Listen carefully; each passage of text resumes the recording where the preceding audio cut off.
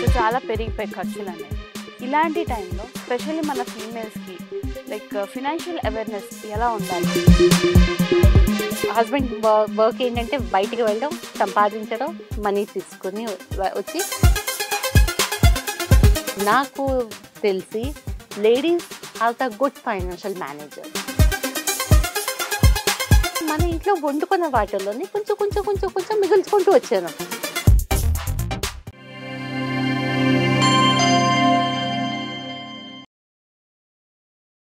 Hi, hello, నమస్తే. నేను మీ Aishwarya. Welcome to Dhatri business. ఈరోజు మనతో పాటు ఫైనాన్షియల్ ప్లానర్ రాజేశ్వరి వడ్లమణి గారు ఉన్నారు. మ్యామ్ నమస్తే, వెల్కమ్ టు ధాత్రి. నమస్తే మా మ్యామ్, అసలు ఈ రోజుల్లోని ఫినాన్షియల్ థింగ్స్ చాలా లైక్ ప్రతి ఒక్క దగ్గర ఒకప్పుడు 1 రూపీ నుండి ఇప్పుడు 10 రూపీస్ అయిపోయింది. సో చాలా పెరిగిపోయి ఖర్చులు అనేది. ఇలాంటి టైంలో స్పెషల్లీ మన ఫీమేల్స్కి లైక్ ఫినాన్షియల్ అవేర్నెస్ ఎలా ఉండాలి, ఎంతవరకు ఉండాలి, ఎలా థాట్స్ పెట్టుకొని వాళ్ళు ముందుకు సాగితే వాళ్ళు బెటర్? సో ఫైనాన్షియల్ అవేర్నెస్ అంటే ఎలాంటి ఫైనాన్షియల్ అవేర్నెస్ అంటున్నారు? లైక్ మేబీ సేఫ్గా ఉంచుకోవడానికి, అలానే వాళ్ళు సొంతగా ఒక ఇన్కమ్, సోర్స్ ఆఫ్ ఇన్కమ్ ఉంచుకొని దాన్ని సేవింగ్స్లో ఎలాగా కన్వర్ట్ చేసుకొని అలా ఇంకొకరి మీద ఆధారపడకుండా. ఓకే, సో ఫైనాన్షియల్ అవేర్నెస్ అనేది ఇప్పుడు మామూలుగా ఏంటంటే మనకి ఏంటనేవారు మన పెద్దవాళ్ళు, ఇంట్లోని ఒక లేడీ ఎడ్యుకేటెడ్ ఉన్నది అంటే ఆ ఫ్యామిలీ అంతా కూడా ఎడ్యుకేటెడ్ ఉంటుంది. ఆ ఫ్యామిలీ ఎడ్యుకేటెడ్ ఉన్నది అంటే సొసైటీ అంతా కూడా ఎడ్యుకేటెడ్ ఉంటుంది. అండ్ సొసైటీ అంతా ఎడ్యుకేటెడ్ అయిందంటే మొత్తం కంట్రీ, వరల్డ్ ఎడ్యుకేటెడ్ ఉంటుంది. అంటే జస్ట్ బికాస్ ఒక లేడీ ఎడ్యుకేటెడ్ ఉంటేను. సో ఈ ఫైనాన్షియల్ అవేర్నెస్ అన్నది కూడా లేడీస్ కి చాలా అవసరం.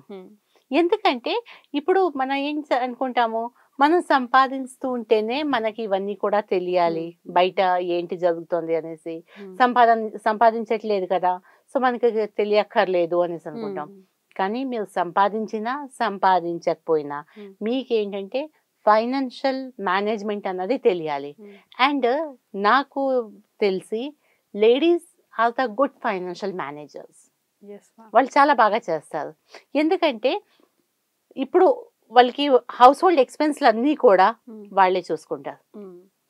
మంత్లీ మనకి ఎంత గ్రాసరీ కావాలి, ఎన్ని వెజిటేబుల్స్ కావాలి, మిల్క్ ఎప్పుడు తెచ్చుకోవాలి, ఎప్పుడు వద్దు, మొత్తం క్యాల్కులేషన్ ఇవన్నీ కూడా వాళ్ళు క్యాల్కులేట్ చేస్తారు కదా. సో వాళ్ళకి తెలుసు కి మనం ఎక్కడ తగ్గించాలి, ఎక్కడ పెంచుకోవాలి అన్నది.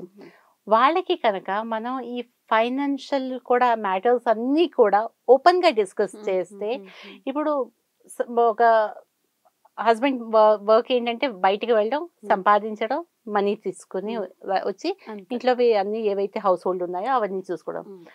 ఆయన ఒక్కడే ఇవన్నీ కూడా నేనే బాధ్యత తీసుకుంటాను, మా ఇంట్లో వాళ్ళకి చెప్పను అంటే వాళ్ళకి స్ట్రెస్ అంతా వస్తూ ఉంటుంది. కానీ లేడీస్తో వాళ్ళు షేర్ చేసుకుంటే వీళ్ళు ఏంటంటే కరెక్ట్గా ప్రాపర్గా గైడ్ చేస్తారు. ఓకే, ఇది ప్రాబ్లం కదా, మనం ఇక్కడ తగ్గించుకుందాము, ఇది మనం ఇక్కడ పెంచుకోవచ్చు, అండర్స్టాండింగ్ వస్తుంది. సింపుల్ ఎగ్జాంపుల్ చెప్తున్నాను. యాక్చువల్లీ ఒక family, middle class family, lower middle class family Hyderabad లోని ఉంటున్నారు. సో హస్బెండ్ ఏమో కొన్ని రోజుల నుంచి చాలా డిస్టర్బ్ గా ఉన్నారు. ఏమండి, ఏమైంది చెప్పండి అంటే, ఏం లేదులే, అంతా ఓకే అనేసి అన్నారు. బట్ ఫైనల్ గా ఒక రోజేమో వాళ్ళ స్పౌస్ తో చెప్తారనమాట, యాక్చువల్లీ మన బాబాయ్ ఉన్నారు కదా, బాబాయ్కి హెల్త్ ఇష్యూ వచ్చింది. అండ్ వాళ్ళేమో ఇక్కడ హైదరాబాద్ మన ఏషియన్ ఇన్స్టిట్యూట్ ఆఫ్ గ్యాస్ట్రోఎంటరాలజిస్ట్ ఉంది కదా, అక్కడ వాళ్ళు ట్రీట్మెంట్ కోసం అనేసి రావాలనుకుంటున్నారు. అండ్ మన దగ్గర ఒక 4-5 days వాళ్ళు ఉంటారు అనేసి. సో బాబాయ్తో పాటు ఎస్కాట్ ఇంకొకళ్ళు కూడా వస్తారు. అయితే ఏమైంది అన్నా అంటే, అలా కాదు, మరి ఇప్పుడు మనం ఇక్కడ ఉంటున్నాం కదా, మనకే డే టు డే ఎక్స్పెన్స్లు చాలా కష్టం అయిపోతున్నాయి, వాళ్ళు కూడా వస్తే ఎలా మేనేజ్ చేస్తాము అని. అయితే ఏమంటుంది, ఓకే ఎప్పుడు వస్తారు అంటే, ఒక 10-15 days టైం పడుతుంది, వాళ్ళకి అపాయింట్మెంట్ దొరకాలి కదా, అది అయ్యే కాను అనేసి. సర్లేండి, మీరు ఏం బాధపడకండి అని అయిపోతుంది. కొన్ని రోజుల్లో వాళ్ళ బాబాయ్ వాళ్ళు వస్తారు.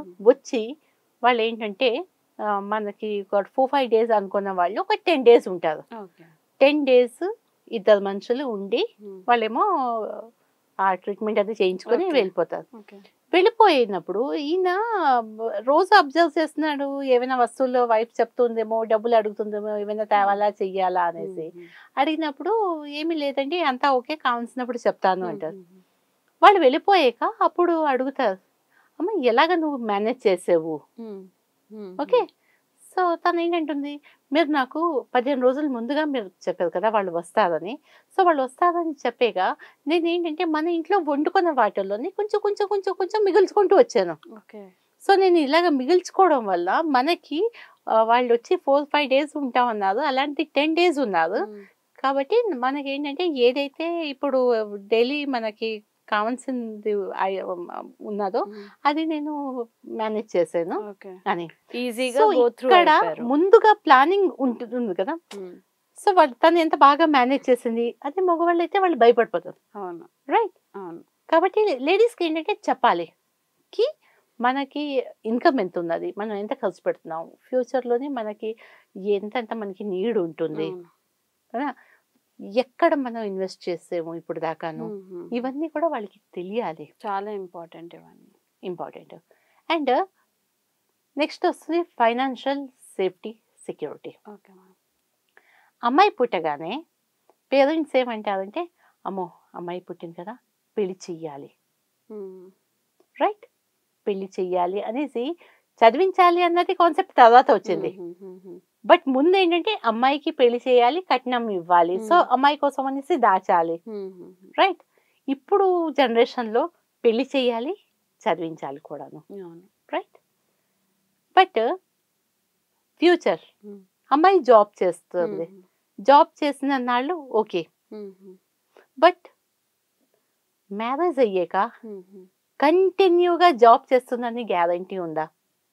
అన్లెస్ అండ్ అంటిల్ అది గవర్నమెంట్ జాబ్ ఉండి, గవర్నమెంట్ జాబ్ లో వాళ్ళు చాలా సాక్రిఫైస్ చేస్తారు. బట్ ఇప్పుడు ఉన్న కండిషన్ లోని ప్రైవేట్ జాబ్స్ లోని ఓకే, గవర్నమెంట్ జాబ్ అయినా కూడా పెన్షన్స్ లేవు కాబట్టి ఏం చేస్తావు, వదిలే అంటారు. ఇప్పుడు స్పౌస్ తో పాటే ఉండాలి. వాళ్ళు ఏమంటారంటే పిల్లలు ఉన్నారు, చిన్న పిల్లల్ని చూసుకోవాలి, లేదా పేరెంట్స్ ని చూసుకోవాలి, లేదా నాది ట్రాన్స్ఫర్ అయిపోయింది, ఇవన్నీ కండిషన్స్ వస్తాయి. సో ఇలాంటి కండిషన్స్ వచ్చే ఏంటి ఏమంటారు, నువ్వు జాబ్ మాని అంతే. సో జాబ్ మాని అనగానే ఇప్పుడు దాకా జాబ్ చేస్తున్న అమ్మాయి చేతిలో డబ్బులు ఉండి సడన్ గా జాబ్ మానేస్తే ఇంకోళ్ళ మీద డిపెండెన్సీ వచ్చేస్తుంది, రైట్. సో అందుకనేసి నేనేంటంటానంటే అమ్మాయికి పెళ్లి చెయ్యాలి అనేసి కాకుండా ఫ్యూచర్ లోని అమ్మాయి ఇలాంటివి జాబ్స్ కూడా సాక్రిఫైస్ అవుతుంది కాబట్టి పేరెంట్స్ చిన్నప్పటి నుంచి అమ్మాయికి ఒక ఫండ్ అన్నది క్రియేట్ చేయాలి. సో దాట్ అమ్మాయి జాబ్ చేసినా చేయకపోయినా మీరు పొలాలు ఇచ్చాము, బంగారం ఇచ్చాము, ఇల్లు ఇస్తున్నాము అది కాదు, లిక్విడ్ క్యాష్ ఉండాలి.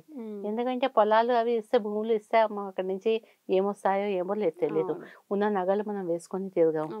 బట్ మంత్లీ అమ్మాయికి ఒక 25,000 30,000 నీకు వస్తాయి అనేసి సేఫ్టీగా సెక్యూర్గా మనం ఇన్వెస్ట్మెంట్ చేయాలి.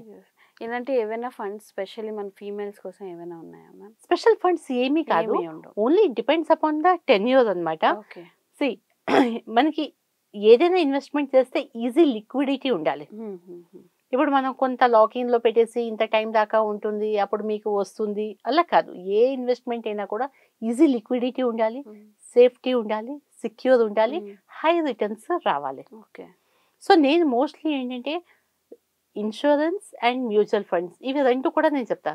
ఇన్సూరెన్స్ అన్నది కంపల్సరీ, ఎందుకంటే లైఫ్ తో రిలేటెడ్ కాబట్టి ఓకే. బట్ హై రిటర్న్స్ కావాలి అంటే నేను మ్యూచువల్ ఫండ్స్ అనేసి నేను చెప్తాను. స్టాక్స్ అవి అంటారు చాలా మంది.